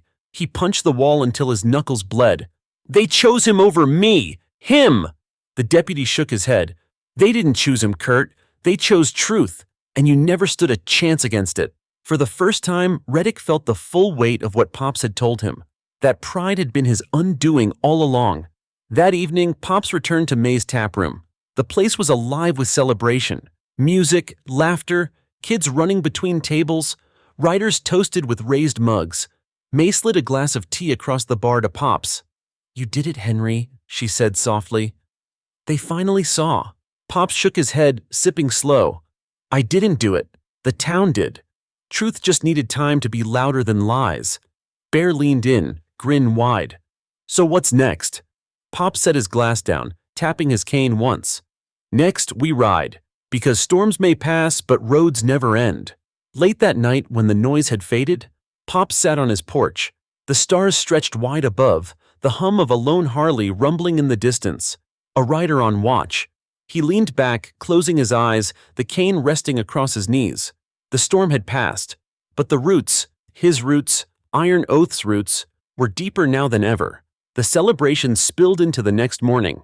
The courthouse square, where weeks earlier tension had threatened to shatter the town, now carried the echoes of laughter and music. Families pinned drawings of Pops and Iron Oath bikes on shop windows. Children ran around waving paper cutouts of motorcycles, pretending to rev their engines. For once, the town breathed easier. But Pops knew storms often left behind more than broken branches. They left temptations, winds whispering of power. At the feed barn that evening, the Iron Oath gathered, the atmosphere still buzzing with victory. Cruz stood up first, a wide grin plastered on his face. "Pops, we're bigger than ever," he said. "The state cleared us, the town loves us, and the media's calling us heroes. Why don't we use it? We could organize more than charity runs. We could set policy, control who gets elected, really lead this county." A murmur of agreement rippled through the room. Some riders nodded eagerly. Others tapped the table in support. Bear crossed his arms, hesitant. Silver Braid's eyes narrowed. Pop sat at the head, Kane across his knees, watching silently until the chatter filled the rafters. Then he tapped his cane once, sharp against the floor. The room hushed. "Listen," Pops began, his voice steady. "We stood tall because we refused to swing when pride pushed us. We earned trust by showing who we were when storms tested us. But hear me now, the minute we start chasing power, we become the very thing we stood against." Cruz frowned. "But Pops, why not use the respect we've got? The people want us to lead." Pops leaned forward. "Respect isn't a crown, it's a compass. You use it to guide, not to rule. The moment you turn it into power, it stops being respect and starts being fear, and fear breaks quicker than it builds." The riders shifted uneasily. Bear finally spoke. "He's right. The badge thought it could control by force. Look where that landed, Reddick. We don't walk that road." Silver Braid added, "Our oath was never about politics. It was about people. The second we forget that, the patch on our backs means nothing." The barn went quiet again. Pops's words sank deeper than Cruz's ambition. Later that night, Pop sat outside the barn with Bear. The cicadas hummed, engines cooling in the gravel. Bear lit a cigarette, exhaling slow. "You think the boys really heard you?" he asked. Pops nodded faintly. "They heard. But temptation lingers. Respect feels light until pride tells you it should weigh more. That's when men stumble." Bear flicked ash into the dirt. "Truth is, Pops, you could run this county if you wanted. Folks would follow you tomorrow." Pops gave him a sideways glance. "That's why I never will. Because wanting power is the first step to losing yourself. Better to lead by standing steady than by sitting in a chair built on fear." Meanwhile, at the jail, Reddick stewed in silence. News of Pops's restraint and dignity only deepened his bitterness. He slammed his fist against the cot, whispering, he could have been a tyrant and they'd still cheer him. But even as he seethed, the memory of Pops's calm voice echoed in his mind. "Strength isn't in the swing. It's in standing when you've lost everything and still choosing right." The words clung to him like chains he couldn't break. Back in town, May closed up her taproom late, wiping counters as Pops leaned at his usual stool. She studied him quietly, finally asking, "Henry, why do you always step back when people push you forward?" Pops smiled faintly, sipping his tea. "Because stepping back is what keeps me standing. When men chase the front, they forget the ground under their feet. Roots don't need a spotlight to hold a tree." May chuckled softly. "Still, the world's calling you a hero whether you like it or not." "Hero's just another word folks use until the winds change," Pop said. "I'm not a hero, I'm a man with an oath. That's enough." The next morning, Iron Oath rode again. Not for cameras, not for headlines, but to deliver supplies to a shelter 2 towns over. Pops rode in the sidecar, the sun warming his weathered face. Children waved as the bikes thundered past. The riders kept their heads high, not in pride but in steady service. Cruz rode near the front, eyes thoughtful. The temptation to chase power still lingered, but Pops's words echoed in his mind. Respect is a compass, not a crown. He revved his engine once, a promise to himself to keep riding straighter. That evening, Pops returned home, lowering himself onto the porch chair. Bear joined him, handing over a cup of tea. "You think they'll forget the temptation, Pops?" Bear asked. Pops looked at the horizon, where the last light faded. "They'll remember. Maybe not every word, but enough. Because the truth doesn't leave when the storm does. It stays, like roots under the road." He tapped his cane once, the sound echoing steady in the quiet night. The week after the state cleared Iron Oath, the barn became busier than ever. New faces showed up at meetings, young riders eager to wear the patch, old acquaintances looking to reconnect. Respect carried a different weight now, and with it came attention Pops had warned about. One evening, as the riders wrapped up a supply run, a convoy rolled into town. Sleek black trucks, polished chrome bikes, men in spotless leather jackets. Their leader, a broad-shouldered man with slicked-back hair, stepped out. His grin carried no warmth. "Henry Walker," he said, striding toward the barn. "Name's Victor Kane. Heard a lot about you, about your iron oath." The barn fell silent. Bear moved instinctively closer to Pops, his bulk a shield. Silver Braid's phone was already recording. Kane spread his arms. "You've built something strong here. Respect, loyalty, influence. I represent a network, clubs across the state bigger than you can imagine. We think Iron Oath would fit right in. With our backing, you'd control more than just this county." Cruz's eyes lit up despite himself. "Control the state?" he muttered under his breath. Pops tapped his cane once, the sharp crack echoing in the barn. "Iron Oath doesn't ride for control. We ride for people." Kane chuckled. "People don't keep you safe. Power does. Join us and you'll never have to worry about lawmen knocking on your doors again. You'll have money, muscle, reach," Bear growled. "Sounds more like chains than freedom." Kane's smile thinned. "Think carefully, Henry. Storms don't stop coming. Sooner or later, you'll need allies stronger than a patchwork town. We can make you untouchable." Pops leaned forward on his cane, eyes steady as iron. "Untouchable men forget how to stand. And when the ground shifts, they fall hardest." The barn murmured in agreement, though Cruz shifted uneasily, temptation tugging at him. Kane noticed. "Young blood understands," Kane said, nodding toward Cruz. "This is bigger than charity runs, bigger than playing heroes for cameras. You could lead something that truly matters." Cruz opened his mouth, but Pops's voice cut in, calm yet firm. "The oath matters more than reach. If you can't stand for your neighbor, you can't stand for anyone. That's the truth. And truth doesn't need your empire." Kane's jaw tightened. He glanced around the barn, calculating. "Think on it. Offers like this don't last forever." With a snap of his fingers, his men mounted their gleaming bikes. Engines roared, black smoke curling into the night as the convoy disappeared down the highway. When silence returned, Cruz slammed a fist on the table. "Pops, are you sure we shouldn't at least consider it? With men like Kane on our side, we could stop looking over our shoulders forever." Bear barked, "Over our shoulders? You saw what he offered, chains wrapped in chrome. That's not freedom." Silver Braid's voice was sharp. "They want us as muscle, not brothers. That's not the oath." All eyes turned to Pops. He tapped his cane slowly, 3 times, each strike deliberate. "Listen close. Temptation wears a fine coat, but it still carries pride underneath. Kane doesn't want us strong, he wants us useful. And the minute we bend, we break. That's the road he's riding." The riders fell silent. Cruz looked away, guilt flashing in his eyes. Later that night, Pop sat on his porch with Bear and Silver Braid. The cicadas hummed in the dark, a steady chorus. "You think he'll be back?" Bear asked. Pops nodded. "Men like Kane don't hear no. They hear not yet, and that makes them dangerous." Silver Braid frowned. "Then what do we do?" "We stand," Pop said simply. "We keep riding straighter than ever, because the stronger the roots, the harder it is for weeds to take hold." Bear muttered, "Weeds choke gardens if you let 'em." Pop smiled faintly. "Not if you know how to pull them." Across town, Kane sat in a roadside diner, his men surrounding him. He lit a cigar, smoke curling around his face. "They'll break," he said coldly. "Every tree bends in the wind.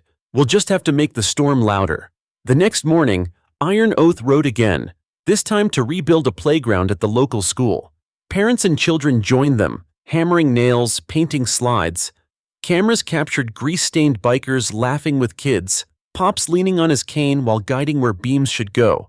As paint dried, one reporter asked, "Mr. Walker, aren't you worried stronger groups will try to pull Iron Oath into their networks?"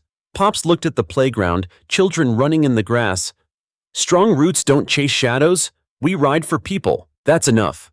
That night, as the town celebrated the new playground, a message was slipped under the barn door. "Last chance. Choose power or face the storm alone." Bear handed it to Pops, jaw tight. "He's not done." Pops studied the note, then tapped his cane once. "Storm's coming. Let it come. Roots hold." 2 nights after Kane's warning note appeared, the town woke to flashing lights. Police cruisers lined Main Street, their sirens off but their presence loud. Storefront windows were shattered, graffiti smeared across brick walls, Iron Oath rules. Looted shelves lay bare in the corner market, By sunrise, whispers spread like wildfire. Iron Oath had turned violent. At May's taproom, the bikers gathered, faces grim. Cruz slammed a newspaper down on the table. "Look at this! They're saying we trashed our own town." Silver Braid read the headline aloud. "Community heroes or wolves in leather?" She threw the paper aside. "It's Kane. He staged this." Bear growled. "And the badge is eating it up. They're desperate to clip our wings after clearing us." He just handed them an excuse. Pop sat at the head of the table, Kane resting across his lap, face carved with calm. "Storms twist truth until it bends. But roots don't move with lies. We stand steady." Cruz's voice cracked with frustration. "Steady doesn't clear our name, Pops. They'll believe the paint, not the truth." Pops tapped his cane once. "Steady. Then we show them the truth louder than paint can scream." That afternoon, the investigators returned, grim-faced. Carla Finch, the lead, met Pops outside the barn. "Mr. Walker, evidence suggests Iron Oath involvement. Witnesses claim they saw bikers near the market last night." Pops raised an eyebrow. "Witnesses or shadows?" Finch's jaw tightened. "We'll be conducting raids if necessary." Bear stepped forward, voice low and sharp. "You raid us, you'll find diapers and food crates, not spray cans." Pops lifted a hand, calming him. He turned to Finch. "Search if you must, but look closer at the paint. Our colors are stitched, not sprayed." Finch hesitated, then nodded curtly. "We'll see." That night, Iron Oath gathered in the barn. Silver Braid projected photos on the wall, blurry figures in leather jackets fleeing the market. "Look at the patches," she said. "Not ours. Wrong design, wrong thread." Cruz leaned closer. "They're Kane's men. Had to be." Pops nodded. "Storm clouds always try to look like rain, but they can't fool the soil that knows the real water. We'll show the town the difference." "How?" Bear asked. "By riding straighter than ever," Pop said. "Tomorrow, we clean what they smeared. Not just our name, the town itself." The next morning, bikers rolled into Main Street not with fists or shouts, but with brooms, paint, and lumber. Pops walked among them, cane tapping as children and parents joined in. Together they scrubbed graffiti, replaced windows, restocked shelves. Cameras swarmed again, recording grease-stained hands painting walls white, kids climbing ladders to hang banners. "This is our town." Reporters asked Pops, "Why clean up if you weren't responsible?" Pops looked into the lens. "Because storms don't care who they blame, but roots clean up after storms so life can grow again. That's who we are." The footage aired that night, showing Iron Oath rebuilding while Kane's men lurked in the shadows, unseen but suspected. The tide of public opinion began to turn once more, but Kane wasn't finished. 2 days later, deputies found crates of stolen electronics hidden in an abandoned warehouse, with Iron Oath's logo stenciled sloppily on the boxes. Headlines screamed again. "Iron Oath supply runs questioned." May threw the paper down in fury. "He's planting evidence now." Silver Braid snapped photos of the stencils. "Look at these lines, crooked, fresh paint. Our logo's stitched, not sprayed." "Amateur work." Bear clenched his fists. "And yet it's enough to drag us back into suspicion."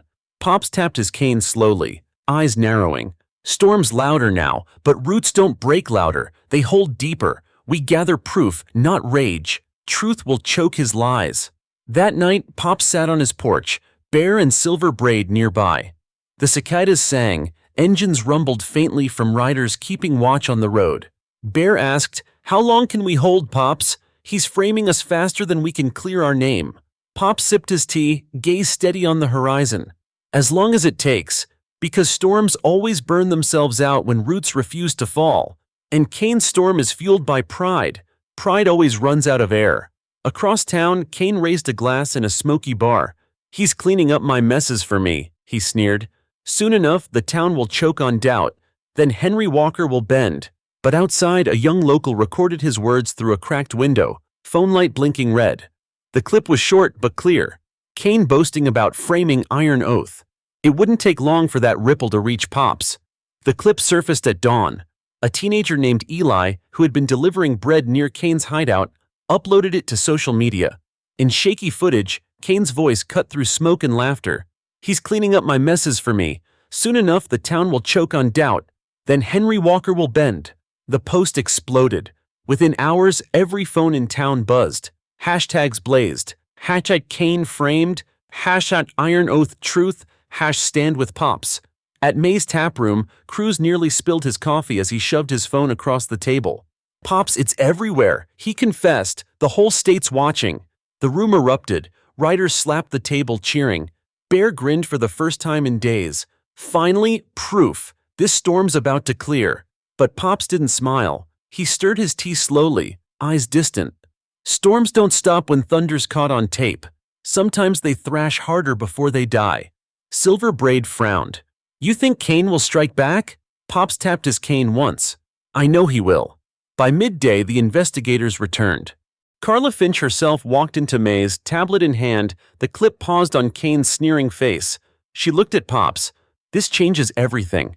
We're opening a case against Kane and his network immediately." The room cheered again, but Finch raised a hand. "Understand this, he won't go quietly. He'll want to make an example before he falls." Pops nodded. "Then we ride steady until he's done thrashing." That night, Iron Oath met at the barn.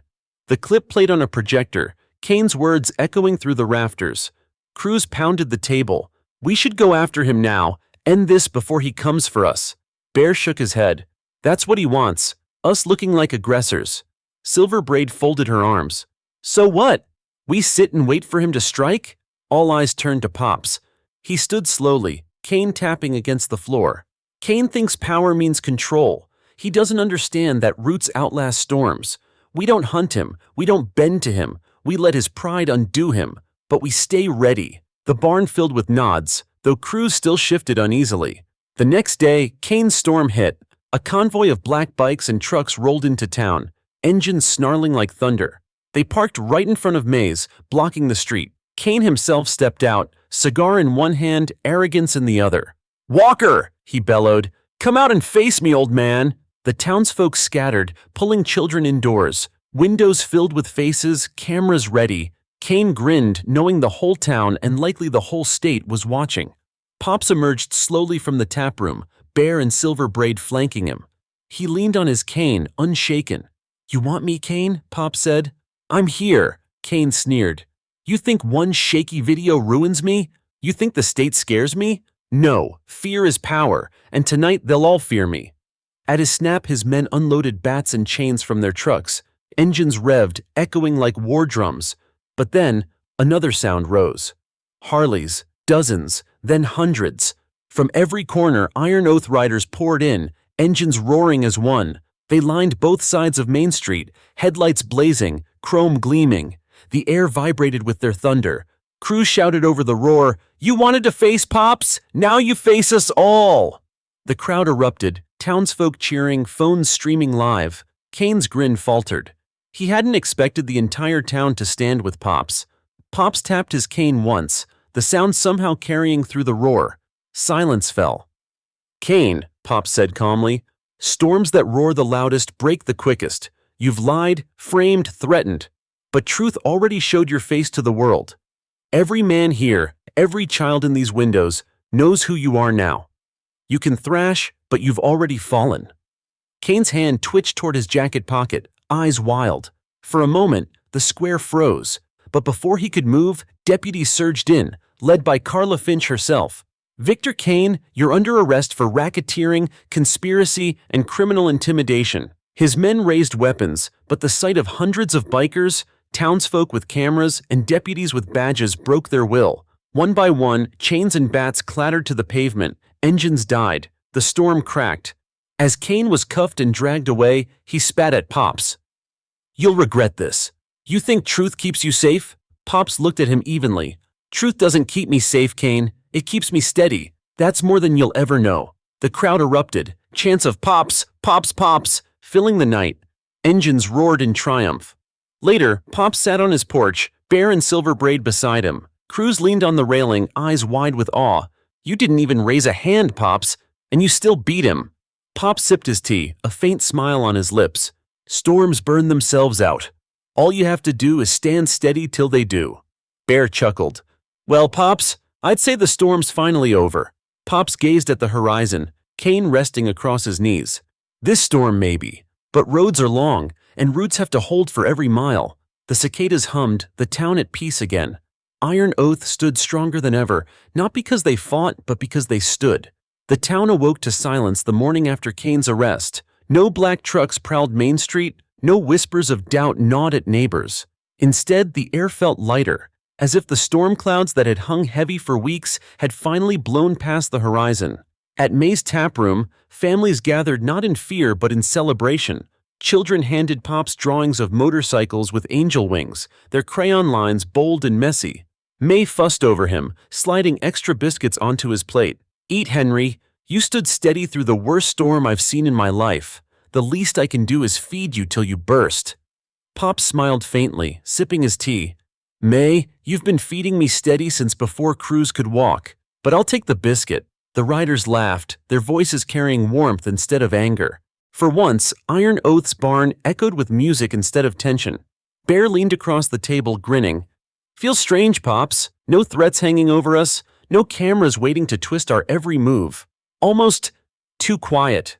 Silver Braid smirked. "Enjoy it while it lasts, Bear. Quiet doesn't stay long on the road." Pops tapped his cane once against the wooden floor. "Quiet's when roots grow. Storms may test us, but quiet is where we remember why we ride." Cruz raised his mug. "To Pops, to the Iron Oath, and to roots that hold." The barn roared with agreement, mugs clinking, engines revving in salute outside. But Pops knew storms weren't the only tests. Temptation still lingered in the echoes of Kane's offer. The young riders glowed with pride at their newfound respect, and respect had a way of tempting men toward power. That afternoon, Pops called the oath together. The barn grew silent as he rose, Kane steady, voice carrying.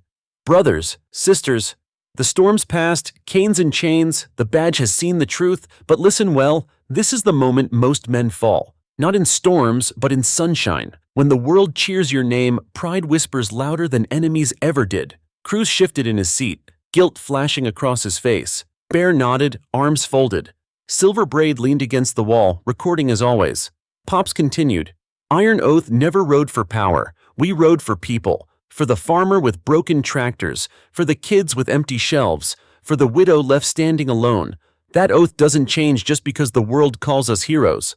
The riders lowered their heads, letting the words settle. Pops tapped his cane once more. "So we keep riding steady, not for headlines, not for crowns, for the roots that outlast storms." That evening, the town held a vigil in the square. Candles flickered against the brick walls once painted with Kane's lies, now scrubbed clean by the very hands he tried to smear. Families stood side by side with riders, lawmen, and nurses. Even the investigators lingered, no longer outsiders but guests. Mayor Graves stepped onto the stage, her voice carrying over the crowd. This town was tested and it stood. Not by fists, not by fear, but by truth. And we owe thanks to Henry Walker and the Iron Oath for reminding us that roots matter more than storms. The crowd erupted in cheers, chanting Pops's name, chanting Iron Oath. But Pops, sitting near the front, only bowed his head slightly, his hands resting on his cane. When asked to speak, he rose slowly, silence falling like a blanket. "I'm no hero," Pop said softly. "Heroes are stories. I'm a man with an oath.